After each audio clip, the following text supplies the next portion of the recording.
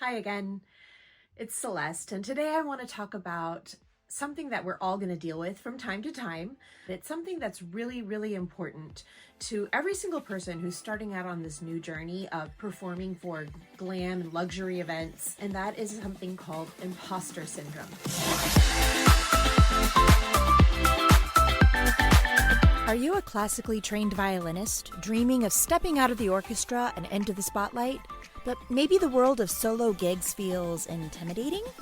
You're not alone.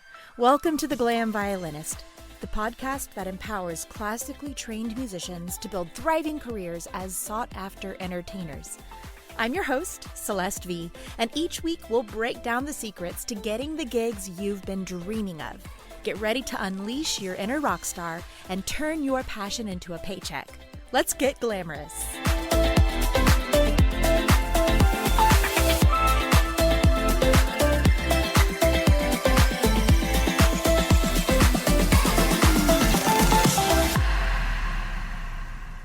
So I don't have a script for today. I'm kind of going off book, so I hope that you'll roll with me on this one. Imposter syndrome is simply the feeling that I'm not good enough, or I'm trying to be something that I'm not. And that is something that I know I have dealt with in the past. I think we all have. There are so many violinists out there who intimidate the heck out of me. And it's so funny because when I talk with them, they come back and they say, well, this is what I really admire about you. And these are the things that you do really well. And I realize that we all have our own strengths. I know that I'm never going to be those violinists. I know that I'm never going to maybe book the same clients that they are. But I also know that I have met so many clients who feel such a connection to me because of who I am, because of my personality.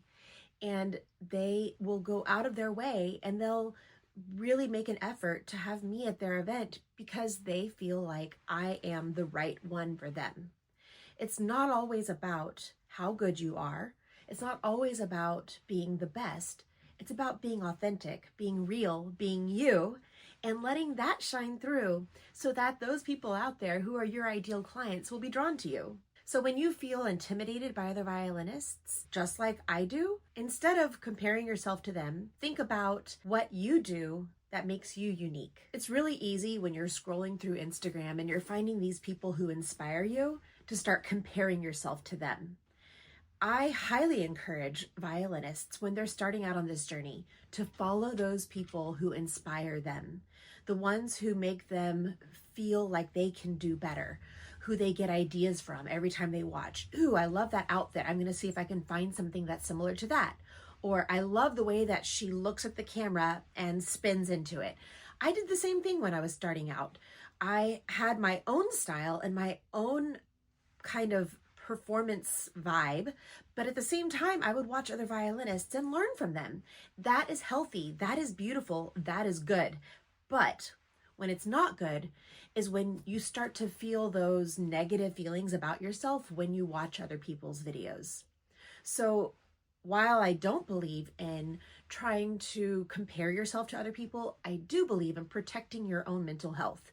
So there are people that I've had to unfollow on various platforms because I didn't feel good about myself when I watched their videos.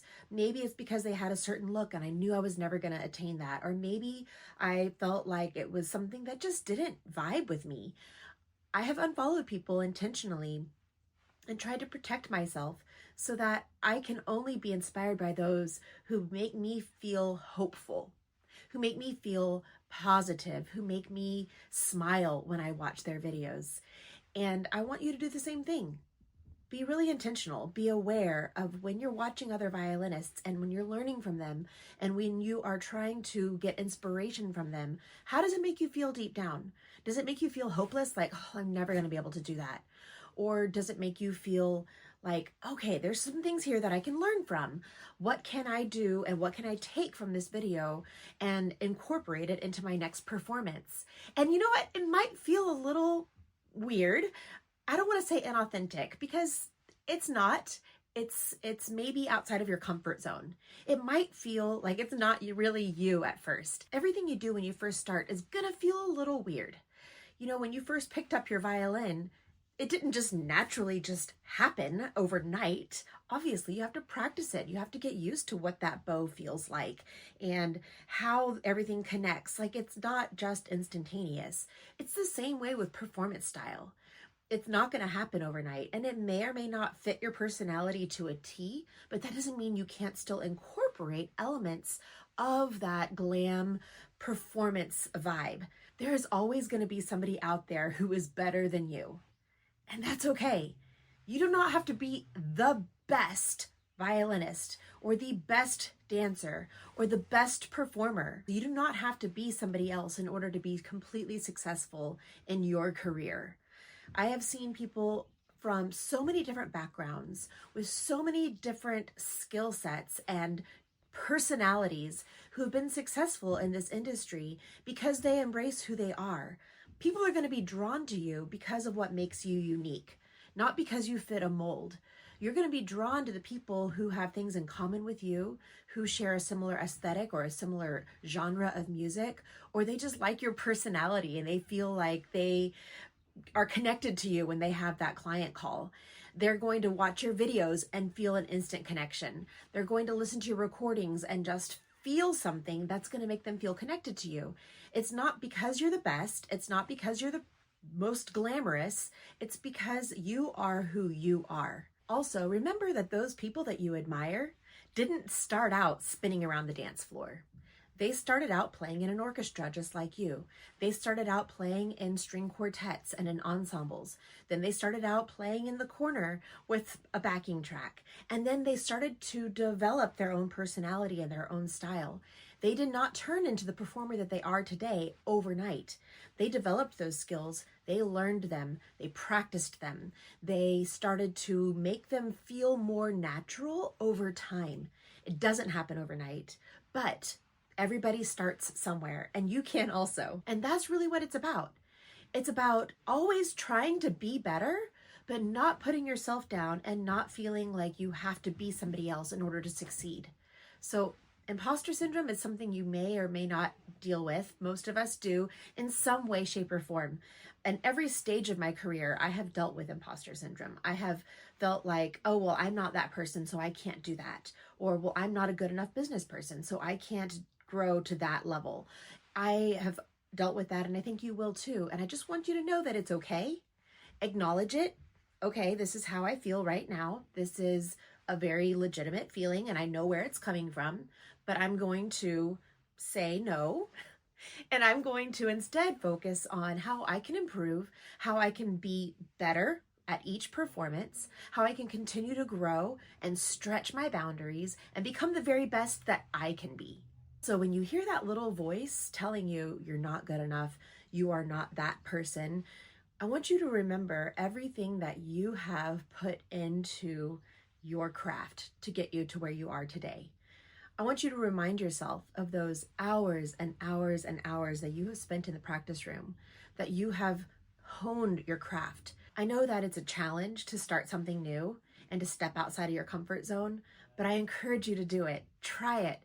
Practice at home in a mirror until you're more comfortable with your spins, until you're more comfortable smiling while you perform, until you're more comfortable making eye contact with the camera.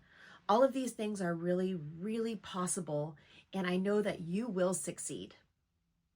Thank you so much for listening to this very short podcast. I hope that you enjoyed it. I hope that you will take this to heart and really embrace who you are. And if you enjoyed, please subscribe, come back for more. I'll have more tips and tricks and ideas for you in the coming weeks. And also, please share this podcast with a friend who you think might enjoy it or might learn from it. Also, follow me on Instagram. You can find me at The Celeste V. That's The Celeste VEE. Thank you so much for tuning in to this episode of The Glam Violinist. We are in this together, and I believe in you. I can't wait to watch you succeed on this journey, no matter where you are right now. Until next time, this is Celeste V reminding you to stay glamorous.